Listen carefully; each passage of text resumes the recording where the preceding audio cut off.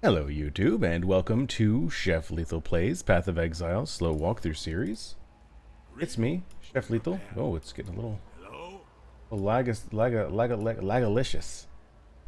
Anyway, let's get started. It's been a few days since I recorded, and I have a new USB cable. So check this out. $9.71 to get one from Amazon delivered next day. I did that. It was the wrong cable. So I said, you know what? I'm just going to go to Staples and buy one. It was $22 to buy one in person. Insane. This is like a USB-B type with the blocky, like, printer style thing. Oops, didn't want that over there. Get over there. Anyway, none of our concern. But popping should be dealt with.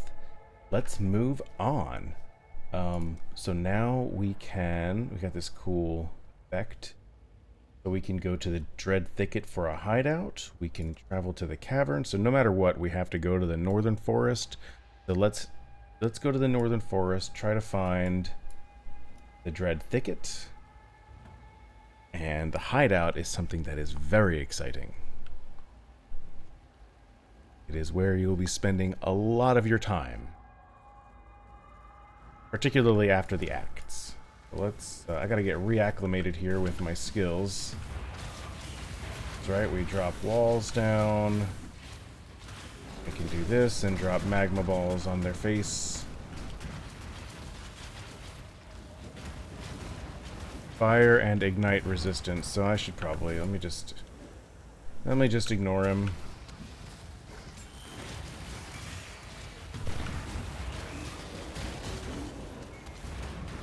Oh, but this box isn't gonna pop because this guy is here.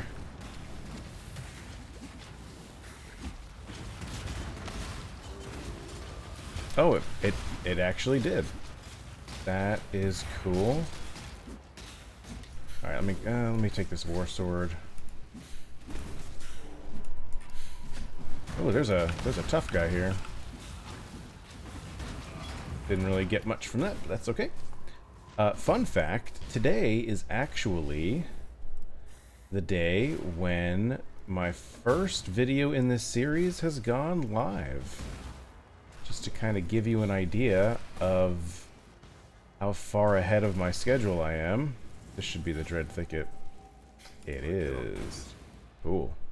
So now the goal here is to kill every monster that's in here. And this will unlock... Oh no, never mind. There's a side area in here that we will need to kill all the monsters in, and that will unlock Hideout for us.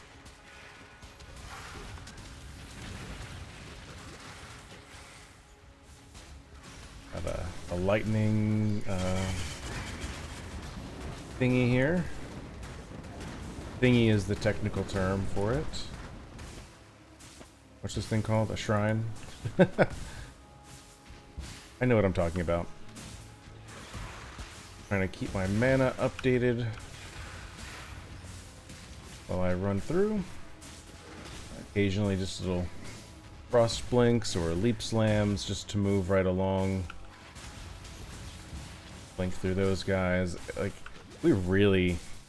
Monster level 21, we're 25. We are so over leveled. It's really not ideal, but we're not really going for our ideal. We're going for fun and learning. Maybe not even in that order.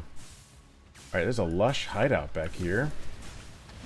Sounds suspiciously delicious, which was actually my catchphrase in high school. Which is a silly thing for me to say. Fire and ignite resistant. Alright, screw that. I'm not gonna fight this guy. This seems like a good area to build a hideout, but it's filled with monsters. Can you clear it of everything dangerous? Yes, I will do this. So now, once we clear this up, it will provide us an area that's kind of like our little home base. Like a little hideout, if you will. And we will have the option to add different things, decorations you can customize. There are websites that you can download, like templates or pre-made hideouts, which is what I have done in my main account because I'm not creative. Let somebody else be creative for me. Alright, we have unlocked the thing. Oh, that was a good drop. Cool. So now, I don't know if it's going to want us to go to town to talk to Helena, or if we can talk to her here. Curious. With the death of the last monster here, Okay. the very air itself feels different.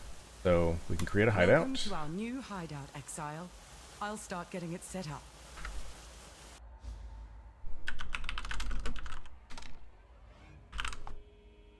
Right, so all hideout doodads have been reclaimed. Hideout template imported successfully. Should not be, because I do not have this. I cannot do. All right. I've taken the liberty of performing a few tests.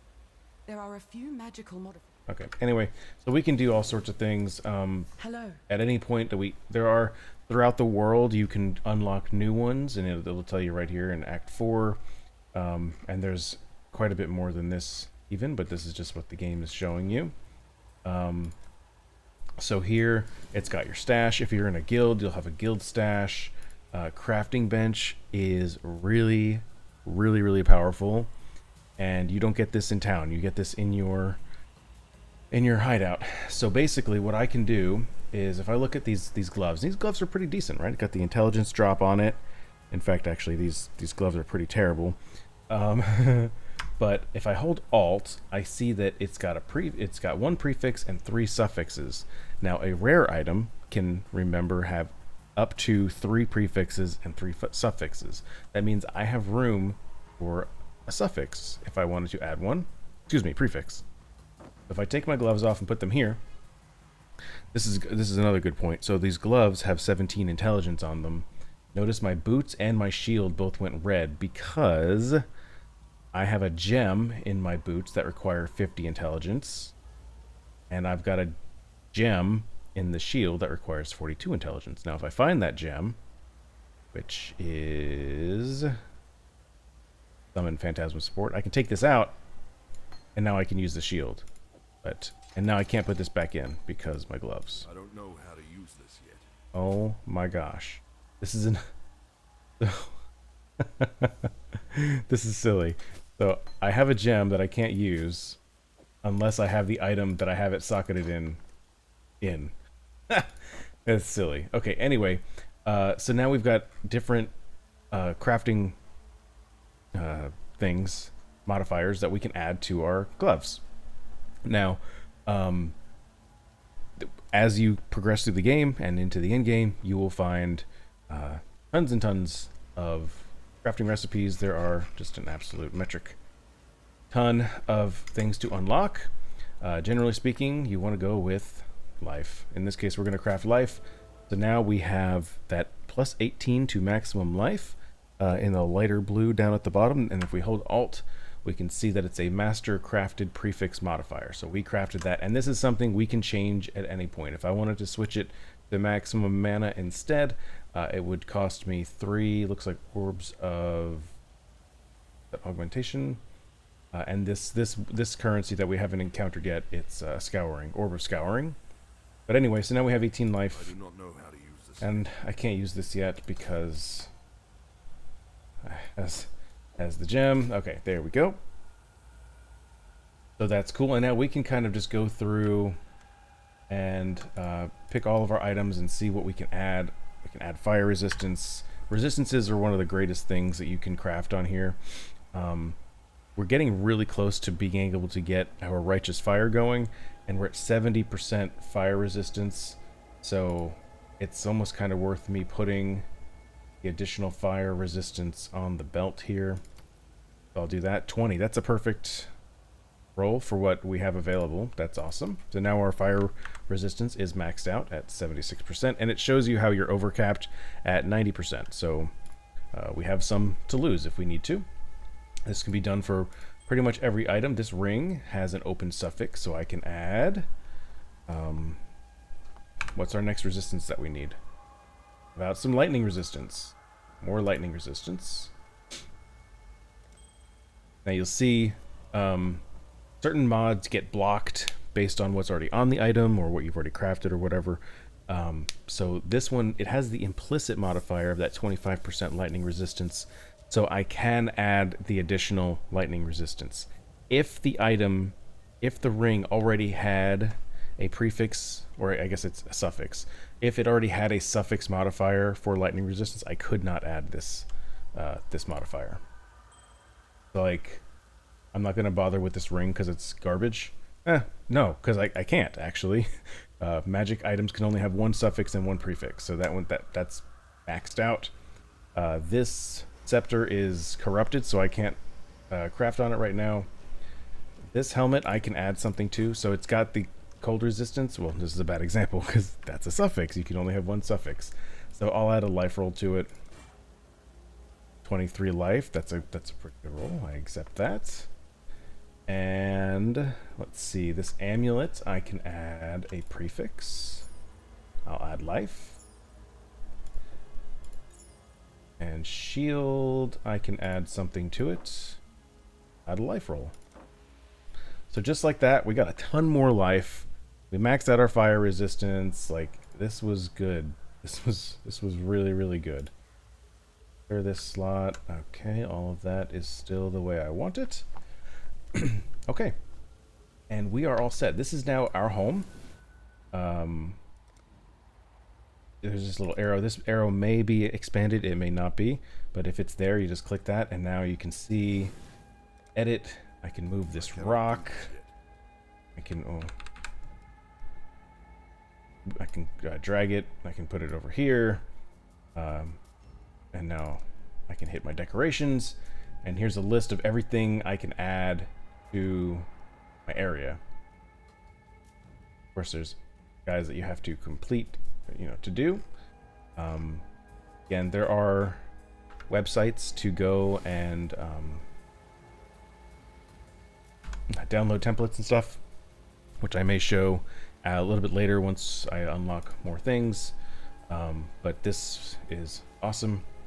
Next thing is, I'm just going to continue on with the quest. So here's another thing. So when you're on a waypoint, your hideout's going to be down here. Well, I come down here. I do want to go back to town real quick just because I have items to sell. May as well do it now before we get into some end here. Let's see. None of this is for us. So sell it. Okay. Travel far. And I'll put them here. Currency items. Good. And for kicks, I'm going to keep this. This is a hybrid flask, and it will refill both life and mana. Okay, now let's travel back to the northern forest and head north. Our instance is still active because it has been less than 15 minutes. There's the bear that I'm going to ignore because he does not like me.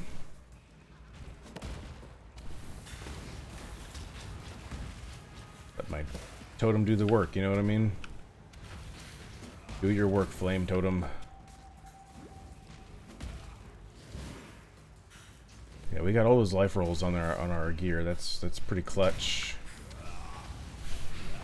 We'll take that for a chromatic orb.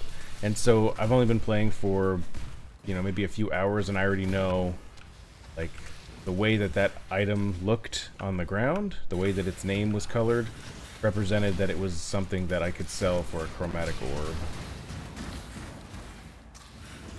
Also, if you have the same settings I have as far as item colors, like, it shows on the item name while it's on the ground. You can see here this little icon right to the right of the name of it. It's got a green, blue, and a red. It's really tiny. You might not be able to see it on your screen, but it shows you right there what color the sockets are. which can contribute to whether or not you want to open, if you want to pick something up. I pick this up. This is another chromatic orb. This yet. All right, we got some scary monsters coming out of the ground, and we'll head here to the cap rooms. Good stuff.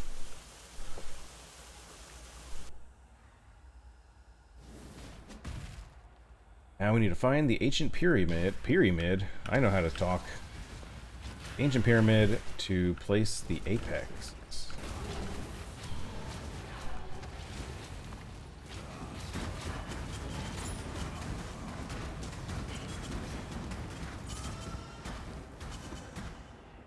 Bigger mana flask, not necessarily a bad thing. We don't have a ton of mana, so like, not horrendous. But it's always nice to have the option for more, right? My mana is gone. Now it is worth mentioning too that, nice. In our current setup, if you, let's see, if you hit a mana flask and it refills to the top, like let me hit 3 here. So it's refilling my mana.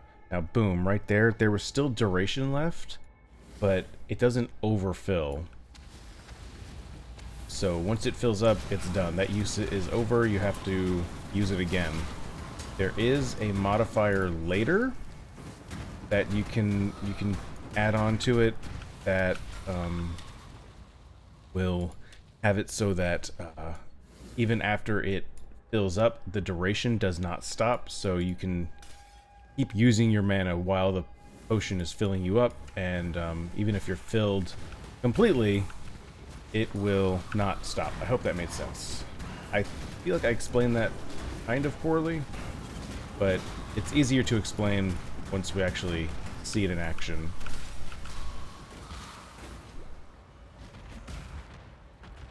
Oh.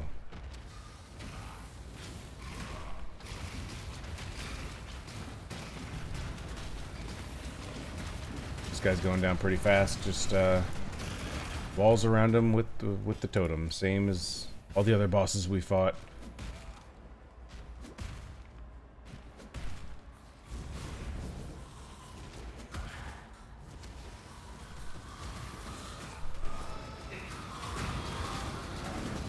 All these guys want to play. So do I. Again, I'm picking up a lot of the white items just because I need fragments, scroll fragments, wisdom scroll fragments.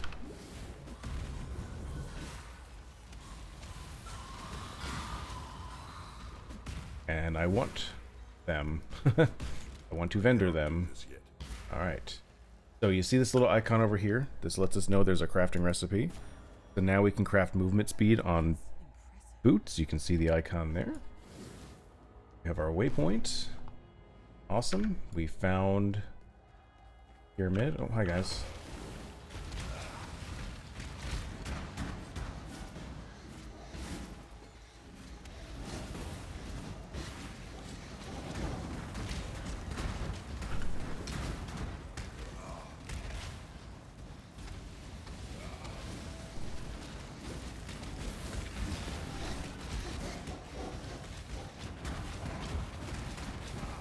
Spell resistant. I'm gonna ignore that. And just check these guys out. Good. Oh, I'll take that. Thank you. Yeah, wisdom scrolls, you know, they certainly lose value over time. Just because you'll be finding so many of them, but especially right now in the early game, any kind of quote-unquote qualifying items we're trying to identify so we can see if it's any worth our while. So you're identifying more items in the early game.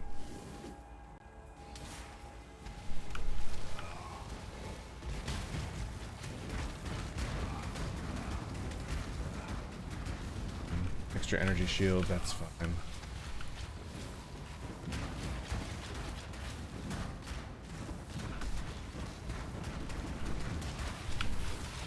Give me your juicy experience.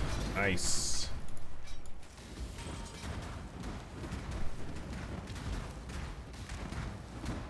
I cannot carry this. Ringmail boots. Boots. Ugh. Go. Crap. Go.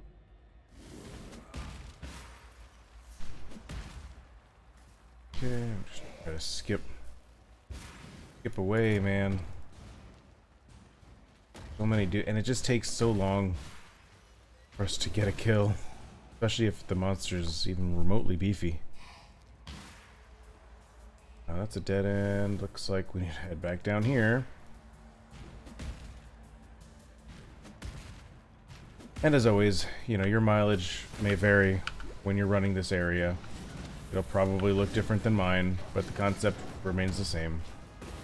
Find the ancient pyramid. And level up shockwave support.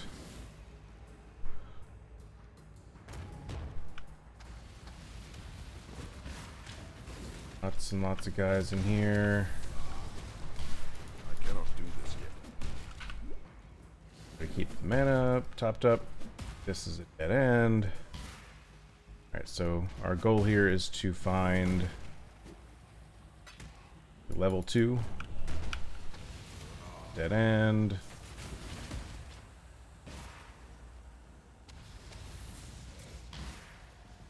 There we go. Fuel.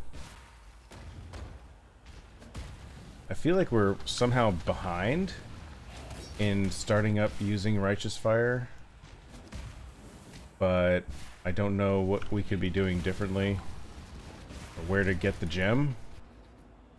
So there's that. This does get a little bit easier later.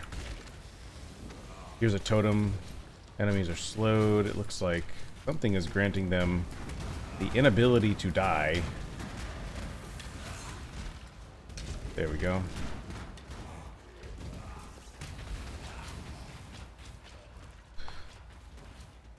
But yeah, once you have played through the game before, you can get certain people in your hideout, in your private hideout, that will just sell you pretty much every gem in the game. And so we would not run into this situation doing this in the future, because we could just buy the gem that we need. There's another crafting recipe for additional spell damage. Now I think we have a boss fight here, so I want to allocate my passive point, and you know, for that I'm going to consult Path of Building, which it looks like our main goal right now is to get up to elemental damage right up here. Go on the strength node and click on the exclamation point. Kill the Vol Oversoul. I think this is kind of a long animation. Come on, buddy.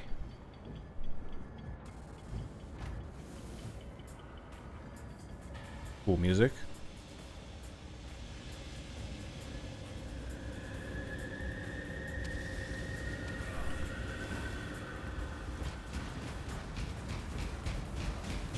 Alright, we're gonna watch out for his balls. Wait, what? Can I say that on YouTube?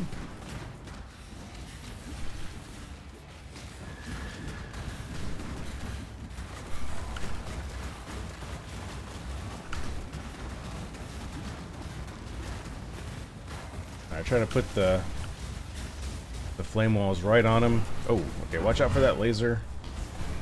Just keep moving.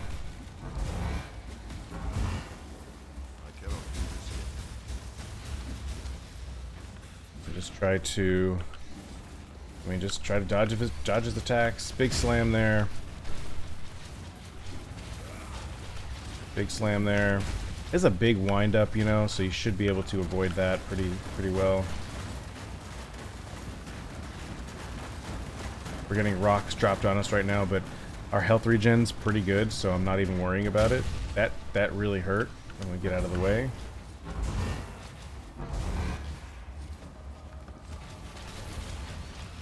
Big slam, there we go.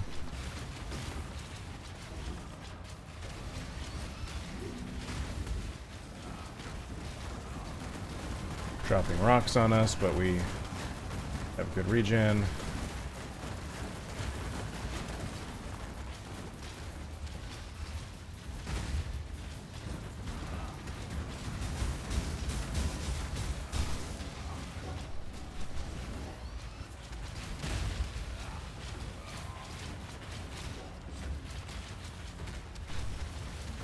And, you know, just kind of do a lot of the same things here. Get some walls down and totem. Run away. Walls. Totem. Run away. Walls. Totem. Run away. Deal with these bad guys. It's a great opportunity to refill our flasks.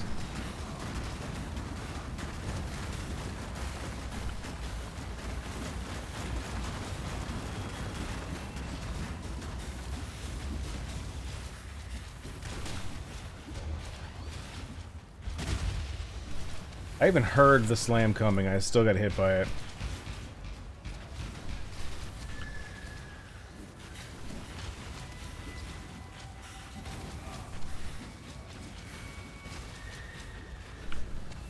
Alright, I feel like, yeah, we're really close on this. This shouldn't be much longer at all.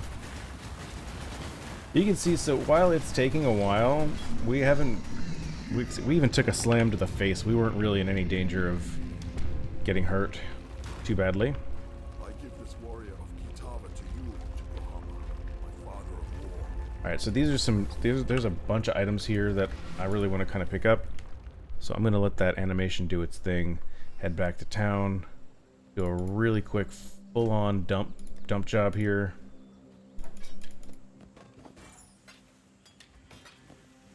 Okay, and now I'm going to head back. Don't even talk to anybody yet. You can see that we've fixed the darkness situation.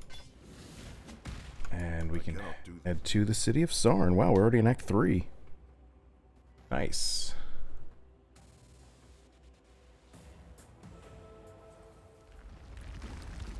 It is good to feel your warmth again, Right. Ramako, father We're of gonna light.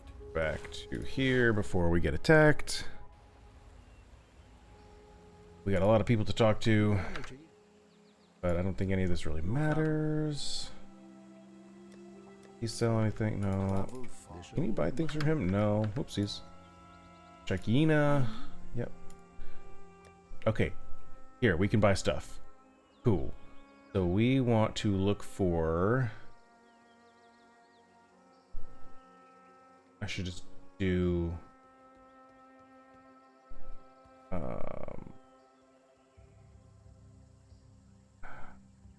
see. Here's Righteous Fire. And you don't have Fire Trap yet, huh? Where do we get Fire Trap from? Let me consult the Path of Building. Let's see. RF can be acquired in Act 2. Do not forget to do... Okay, so there's a library quest in Act 3, I believe. Alright, so now we're going to have Righteous Fire. We need Elemental Focus. Let's see if she sells that. Elemental Focus? No? It is a blue thing. What about burning damage? No? And efficacy.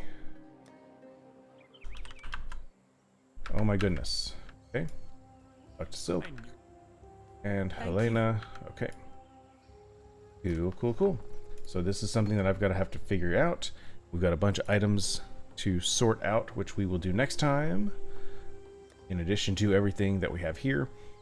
One thing I do want to say is we have this Orb of Alchemy. It's our first one that we've dropped. If I do recall, it is. Okay, so this is exactly what it says. It upgrades a normal item to a rare item. So I'm not going to use it because it's the only one that we've gotten and they're fairly useful.